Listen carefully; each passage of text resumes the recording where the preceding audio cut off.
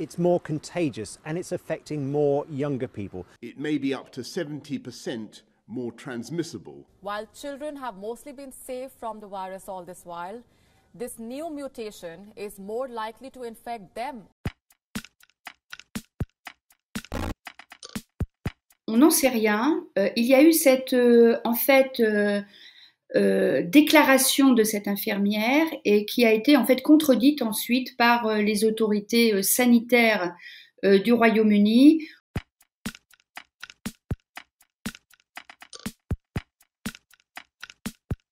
Où ils ont montré à la fois le pourcentage et le nombre d'enfants hospitalisés, donc une petite augmentation mais sur des chiffres très bas et qui est lié en fait au nombre de cas, puisque bien évidemment le nombre d'hospitalisations étant un pourcentage du nombre de cas d'infectés, eh bien ce nombre d'hospitalisations augmente. À l'heure actuelle, on ne sait pas, mais en tout cas ça a été démenti, que ça toucherait plus les enfants. Il faut savoir quand même que sur l'infection par le SARS-CoV-2 et les enfants, il y a des disparités dans le discours, puisque certains considèrent que les enfants sont moins affectés que les adultes, d'autres pas. Donc, ce qui est clair, c'est que ce dont on est sûr, c'est que les enfants font très rarement des formes graves. Ça, on le sait. Après, le taux d'infection et les niveaux de charge virale de virus qui se multiplient dans les voies respiratoires semblent être équivalentes à celles des adultes quand ils sont infectés.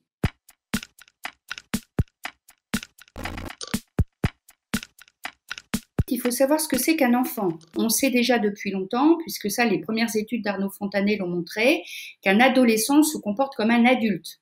Donc, si vous me dites que c'est inférieur à 19 ans, mais que l'ensemble des cas se concentrent entre 14 et 19 ans, pour moi, c'est plus des enfants. Donc, un enfant, on pourrait grossièrement considérer que c'est des individus prépubères. Donc, et ça, c'est à préciser. Pourquoi on ne sait pas ? Parce que tout va trop vite dans le Covid, et d'ailleurs, vous me parlez d'un préprint. Il y a une sorte de tyrannie de préprint dans le Covid, où en fait, on est amené toujours à discuter des publications avant qu'elles aient été reviewées. Et même s'il s'agit de publications très, très sérieuses, c'est une sorte de tyrannie, et donc tout va trop vite. En fait, on nous demande de savoir des choses avant d'avoir examiné ces choses. On ne peut pas connaître les choses avant ou pendant qu'on les vit. Ce qu'il faut retenir du variant anglais, c'est une première chose, c'est que dans la vie des virus, plus vous laissez un virus se multiplier, plus les risques pour nous et les chances pour lui de sélectionner des variants est grande. Et ce qu'il faut voir, c'est que d'abord ce variant, il a été identifié en Angleterre, mais on ne sait pas d'où il vient vraiment, puisque déjà la façon de regarder les variants, le niveau de séquençage, l'implication, le financement du séquençage n'est pas le même selon les pays. Donc, on manque encore de données. On l'appelle le variant anglais, mais il vient peut-être d'ailleurs. Et ce qu'on sait, c'est qu'il était peu présent, fin novembre, début décembre. Il est apparu vers septembre et qu'il est devenu quasiment équivalent, voire majoritaire. Mais le virus n'est pas le seul en cause dans la transmission. Et vous savez que si ce variant qui aurait des propriétés biologiques de transmissibilité plus importantes, ce dont on n'a pas vraiment encore de preuves, les 70% annoncés par Boris Johnson, on aimerait bien savoir vraiment d'où ils viennent vraiment. Mais en fait, si ce virus infecte des gens qui ont par exemple énormément de contacts sociaux, qui sont ce qu'on appelle de superpropagateurs, ça peut aller vite. Donc en fait, il y a encore du travail à faire pour comprendre pourquoi il y a cette flambée épidémique au Royaume-Uni. Il faut vous dire que, ça vous a pas échappé qu'on n'est pas synchrone dans les confinements, les couvre-feux au niveau de l'Europe. Avant Noël, alors que nous, on était encore en confinement, eux avaient un confinement levé. Tout le monde a fait ses courses à Londres, etc. Et donc, on est un petit peu décalé.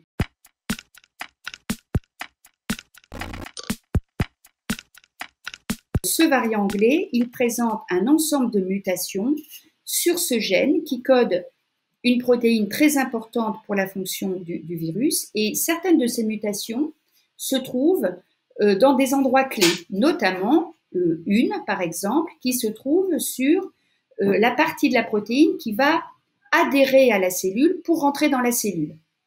Donc, il y a des méthodes virologiques expérimentales en laboratoire pour voir si ça augmente la pénétration dans la cellule.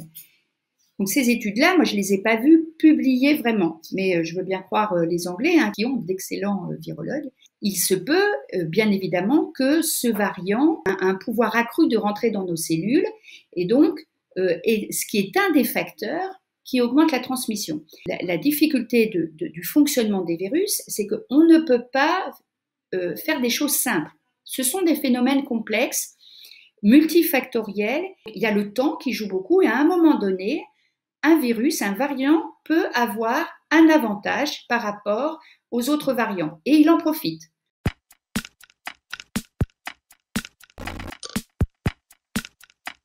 Alors, il est déjà présent. Le Centre national de référence en a détecté au moins une vingtaine.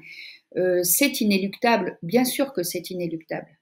En fait, on se rend compte de ce qu'on savait déjà depuis longtemps, c'est que des virus à transmission respiratoire, donc facile, des virus qui se transmettent bien, c'est très très difficile d'y échapper.